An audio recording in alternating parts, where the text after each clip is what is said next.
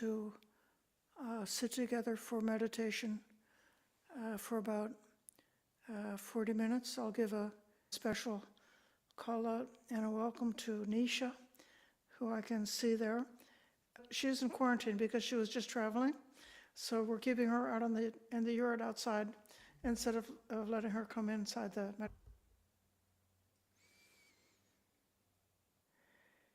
It can be very useful to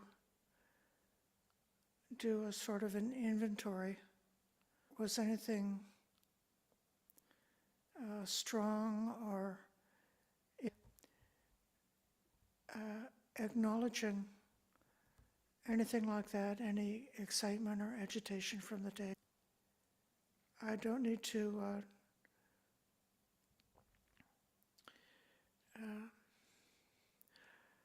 or if the mind is, I may need to stir up energy for a minute. Something in regular life, when I'm arriving at a new place, like if I'm going from good before settling down, you may have your own image, something that's a way, what you need to overcome sleepiness. What you need right now is to calm down. Then to do a preliminary reflection. Imagine being in a relaxing place like sitting. Just letting that extra energy, preliminary reflection like that, and then take up you need to be lying down. You can do that. It's ideal if the feet are with the knees stabilized on the floor. Just a little gentle straightening up the body, as if a string at the crown of the head was opened up a little bit. It's like you can feel the chi or the energy relaxing, letting the shoulders drop, letting the sort of sinking down into the seat or the cushion.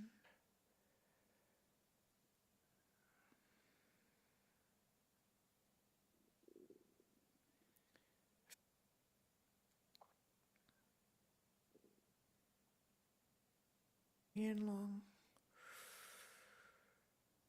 breathing out long.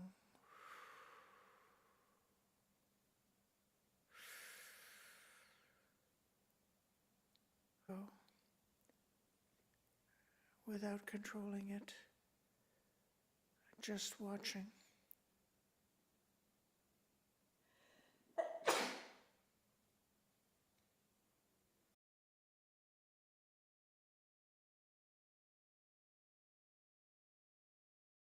Nothing to do. And watch the sensation of each in-breath and each out-breath between the in and the out.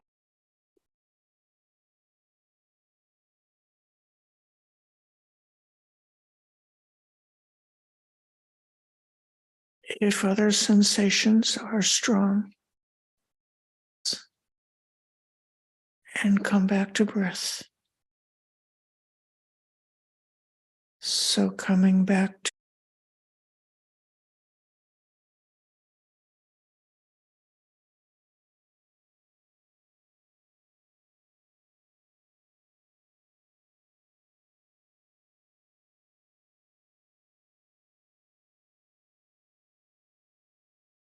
and it's difficult to keep on the breath, noticing the breath.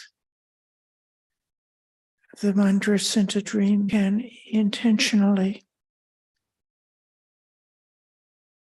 focus, breathe out. Notice hands touching. Breathe out. And then when you can, Just let it be the breath only, and full of breath.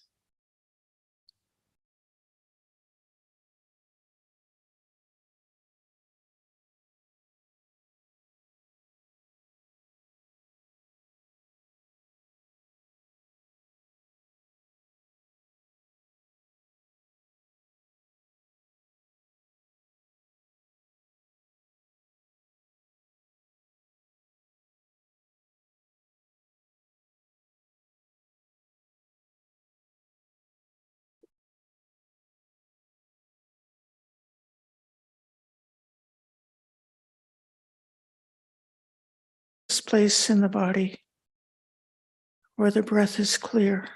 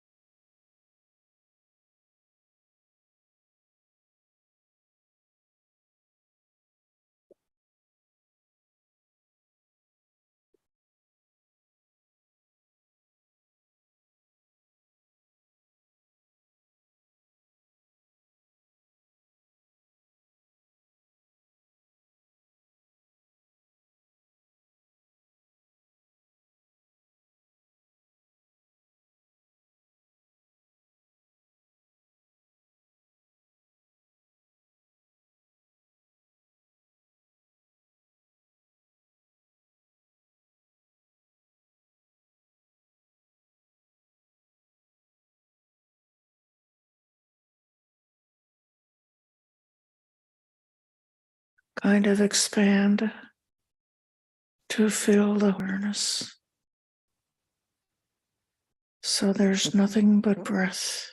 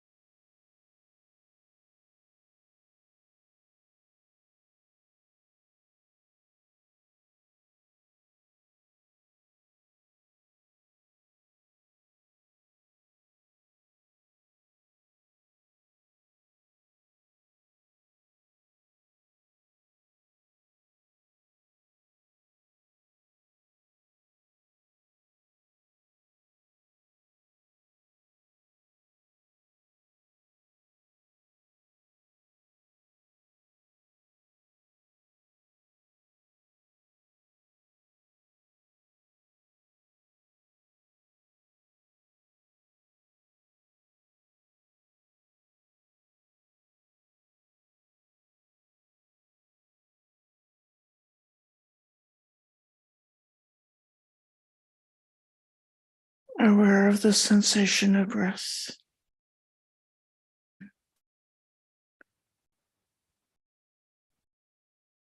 The touching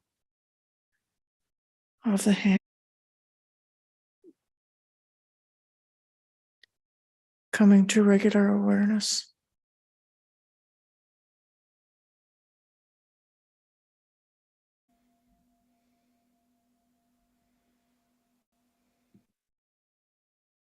And the Samyutta Nikaya called Ahara, which means the nutriment, nourishment. The sutta is about what nourishes the hindrances, how to nourish the hindrances, and how to starve the hindrances. And then on the other side, it mentions how to starve the factors of awakening and how of awakening.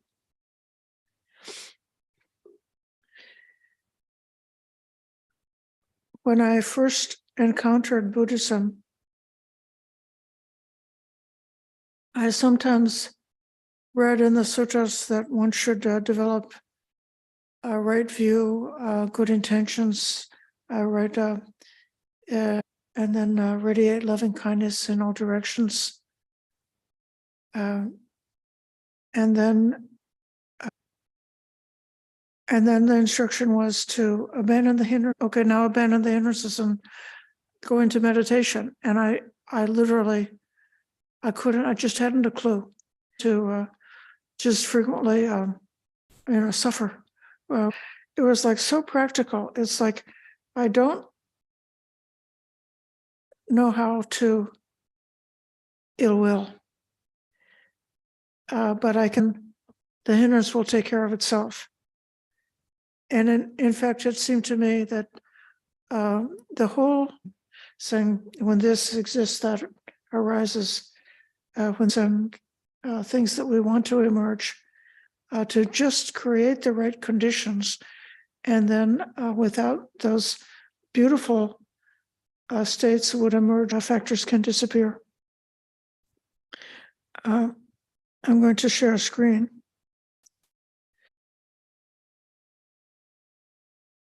So for those of you, Samyutta Nikaya 46.2, And then when you get rid of that one, or finish Anguttara Nikaya, the collected discourses, this are the hindrances.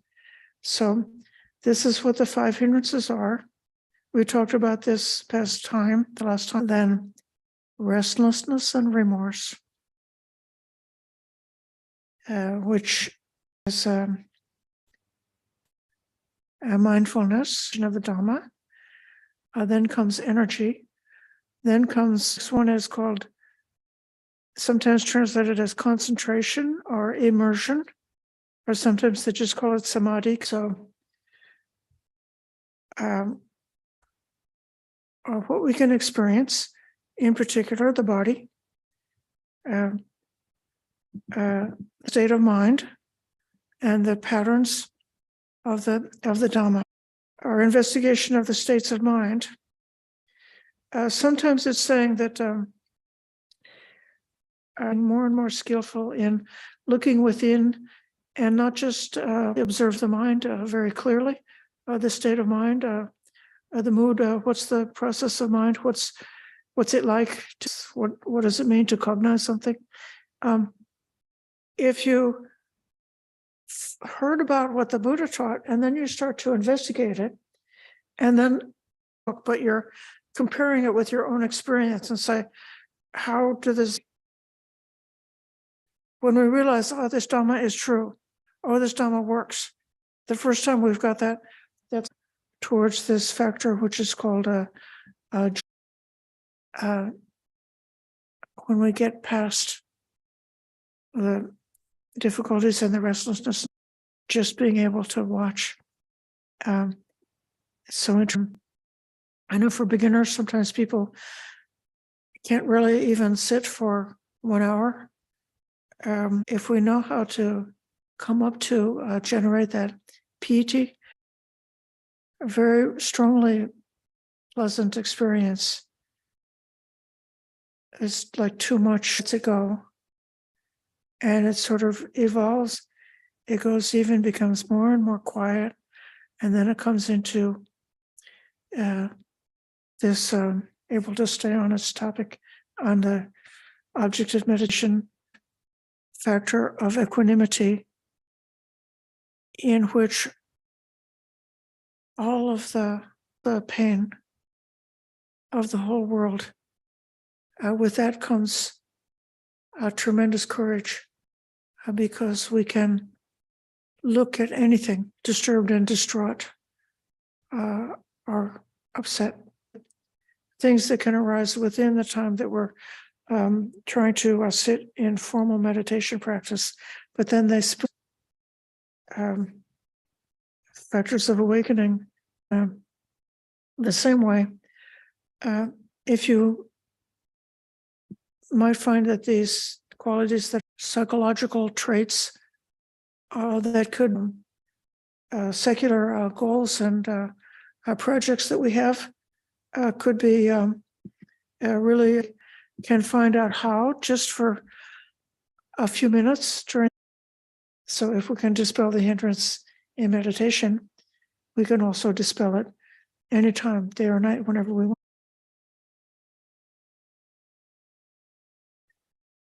So these are methods that are kind of like focused on meditation.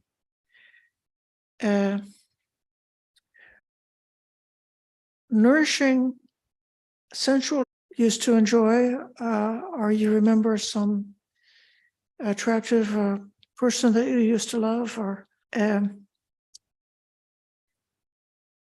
how is the attention look deeply and can be confused, especially if you have the distortions of perception and something from Amazon, and that, oh, this is going to solve my problem, and then I'll be solved.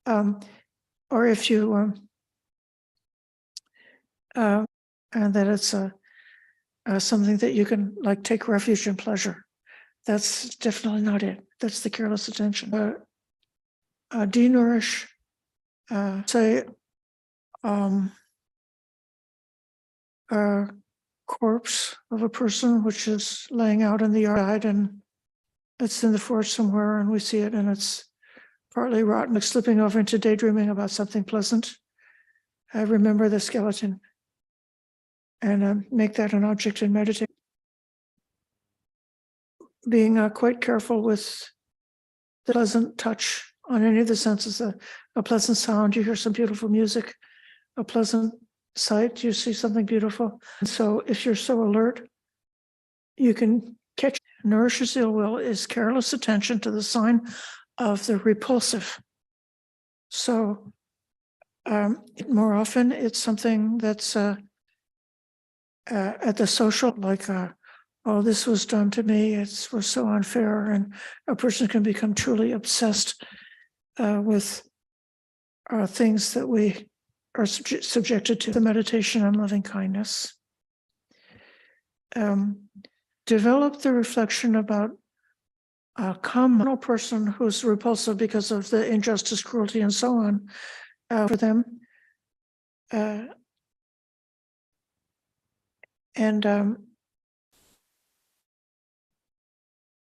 are many other teachings for how to overcome ill will. And so studying those teachings, learning how to overcome loving kindness, that loving kindness meditation. Discontent, lethargy, lazy stretching, drowsiness after meals, and sluggishness of the mind cultivates sloth and torpor. Life, and that boredom has got that combination of the torpor. And then if you feel sleepy, you should go take a nap. It could be that the body would become weaker and weaker as your life would be more bright. So you wouldn't have that cultivating energy. And this sutta says there are three consider in life when these kinds of energy come up. Like I was trained I haven't worked in an office for quite a few years, even decades, but nevertheless I've got this remember, like, what's it like to be even thought you were able to. I think that anybody who has been a child, I don't think a prototype of what the excellent energy is, the maximum energy is. So if I'm dozing, I just try to recollect what energy is, how energy is in the body. Open your eyes and look at the light for a few minutes. Meditate outside in the open or off.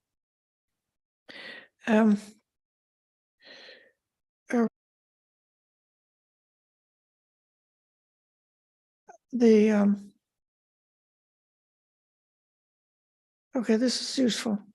What the sutta says, beautiful. When the mind has been taken up with the sign of the repulsive, when it's taken up with giving into light, nervous, unable to battle right there.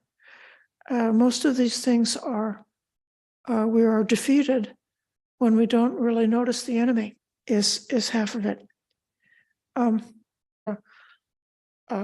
A conundrum, because you've got to get rid of restlessness in order to enter jhana, and entering jhana. If you have the kind of instruction that's, and no matter how many times you fail, just keep on doing it, then eventually you just get tired of yourself. I guess it's like you've been chewing on this bone for how many eons, and finally you put down the bone and you're finished with it. You put it down and then the mind is able. I'll say as far as the remorse aspect of it, if I understand, if I got the intended to kill a being, and if it would actually was a being that was alive, and if I did an action to kill the being and the being died, or that and to undertake not to repeat that same unskillful thing again. But if I don't have the training and the learning, I think, okay, sometimes I once went to Reddit, I went killing. And so this person was like very unsure about if he had intended to kill the other person, but didn't succeed in killing him, then he should like take care of it in a certain way. Or if he had no intention at all to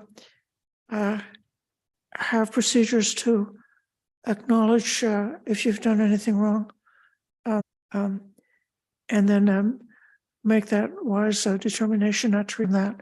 So a certain kind of study and learning and like ethical, it's important to take care of restlessness and remorse. Doubt about this practice of meditation, a doubt about one's own self, one's own ability to do meditation or to benefit from meditation. I've known the sutta for a long time, and it's really helped me a lot. And for me, it was learning to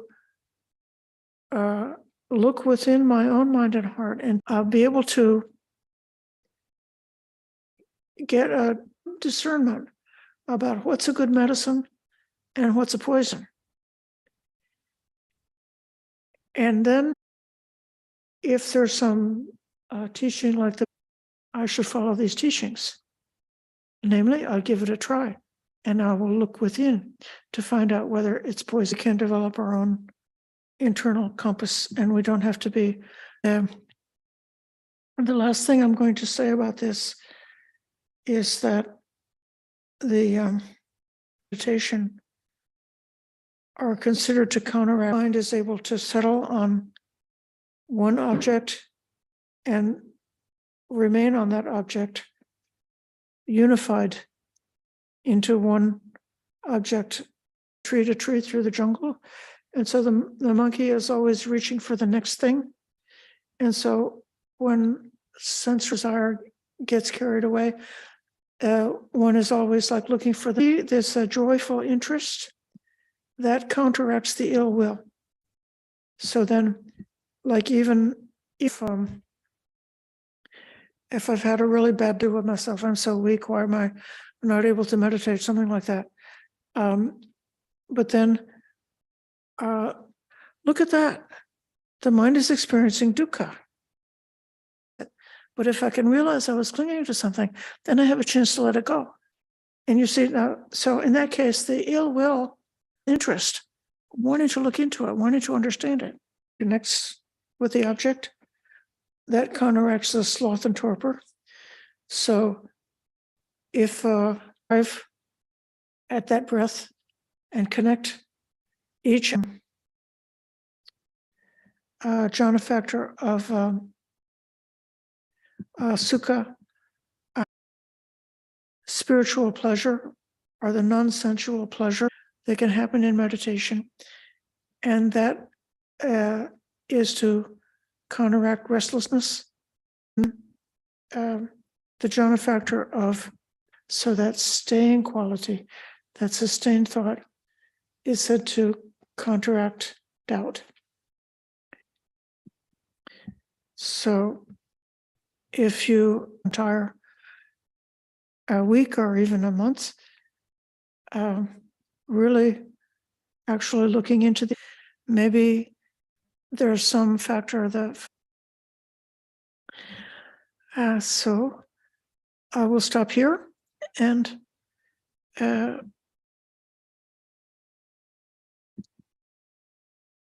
or put your hands in Anjali, and be sure to unmute yourself when I call on you. Okay, Richard. Damon. Yes. Okay. Thanks, Richard.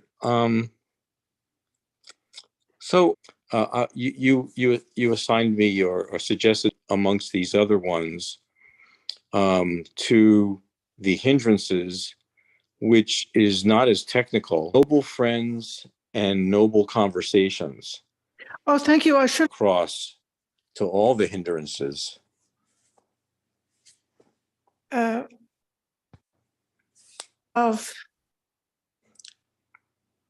we're around friends who have bad and negative qualities, it can be very bored of those same negative qualities. Just the same way, if we to see, kind of take it on board, it would be compared to if you wanted to learn if you did it that way. But if you had somebody who was experienced, and then they take you out to a certain park, the birds that are around in that park, and they can point them out to you of birds that can be found in that way. And so just the same way, these features don't always just come up and they're presented in the chapter. They come up in very diverse ways. And go ahead, Richard. Thank you. I have a slightly on the 7 factors. So you start getting a certain amount of awareness, and then you attempt to do the 5 hindrances. Attempt to go and talking here, what increases them, what decreases them. To me, that's the investigation of states. And when you get there, and doesn't seem to be affected by what you might think of as the 5 hindrances, energy, you go into, what's the next one here? First jhana, okay? And then it's more settled as it stops having the thought pattern. And then you go into the 3rd jhana and concentration, because in the 3rd jhana, you start coming in and out of, that's just my way of looking at it.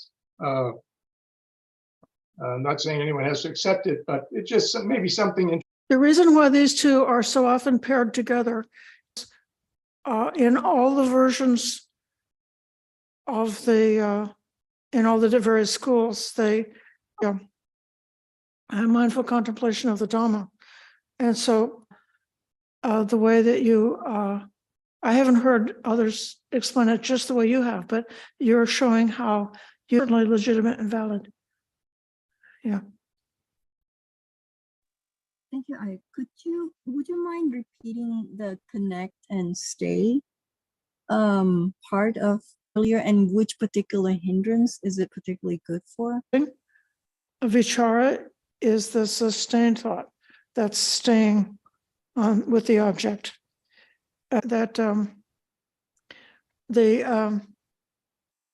Is energizing, and then he says that that sustained thought counteracts doubt. Sustained thought in the 1st jhana would counteract. If you were doubting yourself or in doubt about the practice. Concentration, correct? Yeah, it's called thought, but it's meaning when it's not really on the breath. Yeah.